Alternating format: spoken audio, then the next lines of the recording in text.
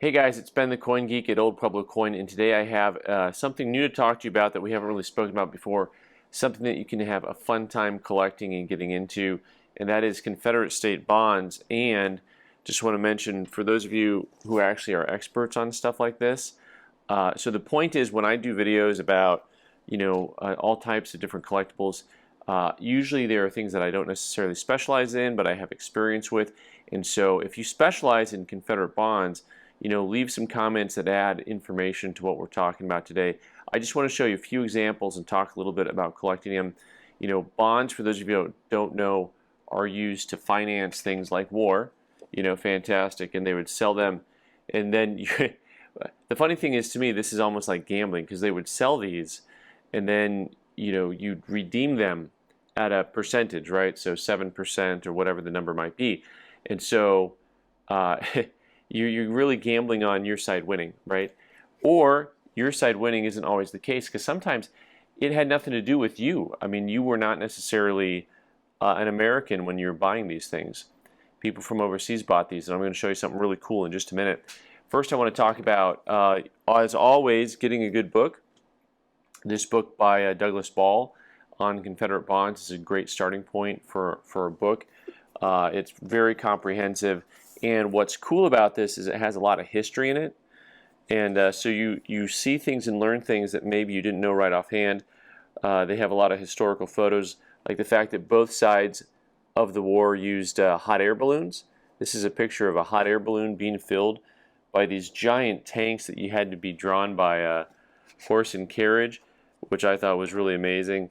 They also have a lot of images, obviously lots and lots of images of different types of bonds and loans, and they talk about the rarity of them. So he has a rarity scale that he puts down for just how scarce a certain item is. So that's kind of fun. And one of my favorite things that they have pictures of in here are going to be some of the patriotic covers, which, if you don't know, a patriotic cover is a small envelope that was put together by the Union side that oftentimes made fun of the Southern side of things. And so you'd mail stuff, and it was like it's almost like putting your logo on anything, right? So if you have your logo on stuff, your Arizona Wildcats logo, whatever your sports team is, maybe your business. And so you had some that said like CSA bonds, and it had two slave shackles on it, or they had another one that was just like an IOU kind of thing. That just making fun of them. So this is a really good book and a good starting spot. If you're just getting into Confederate bonds, you're like, well, where would I even start? We can start with stuff that's relatively inexpensive, and a lot of it is. You can find a lot of bonds on eBay for $50 to $150 range, mostly not framed. The difficulty with bonds, of course, is there oftentimes are larger items, and you have to get them framed or not framed. But one of the things that I wanted to point out was that you can collect a little bit just by person, right? So there's different images and vignettes. C.G. Meminger, Jefferson Davis, J.P. Benjamin, all about the Benjamins, Thomas Watts, Thomas Bragg, Jefferson Davis, I already said, I think. R.M.T. Hunter, who you recognize him because he's on a lot of the other Confederate bills. Also, you can, if you don't want to collect by person, some of the vignettes on here are really, really beautiful. So here is a $500 loan that we've got framed up in the shop, and really these things, for a couple $100 or what have you, really look nice on the wall. They're historical. They give you something to converse about.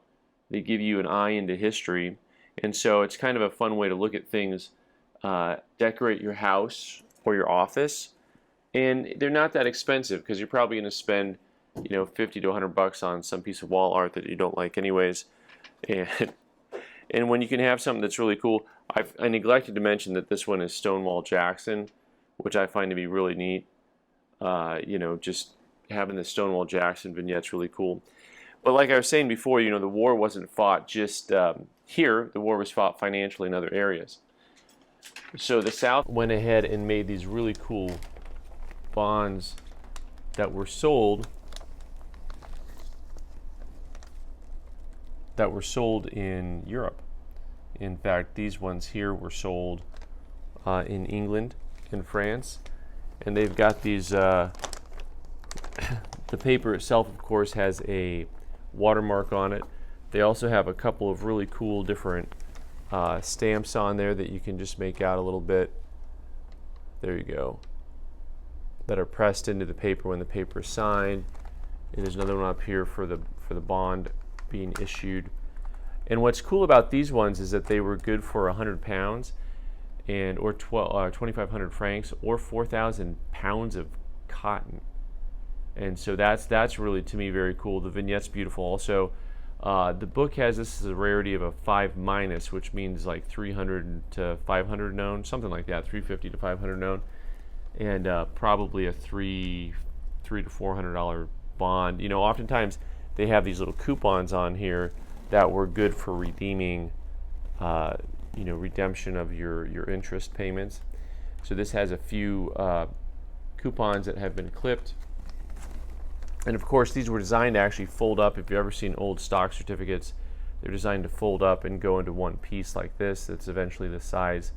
So you don't find these, generally speaking, uncirculated with no folds in them. You'll find them like this, but they will have you know, lots of folds in them. So there's a lot of breadth and depth to this area to collect. It's something that we've had lots of over the years, you know, that I don't specialize in.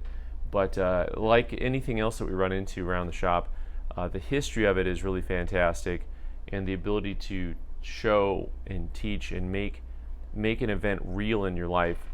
Whereas, you know, otherwise, if it's just in a history book or in a movie, it's just images. Whereas when you get to hold a Confederate note or bond, you know, you really get to look at something that explains and shows some of the history and gives you a chance to teach other people around you. So anyways, guys, thanks so much for watching. Leave your comments down below. I'm Ben the Coin Geek. You can subscribe by clicking on the owl button in the corner and watch more videos on the right side of the screen.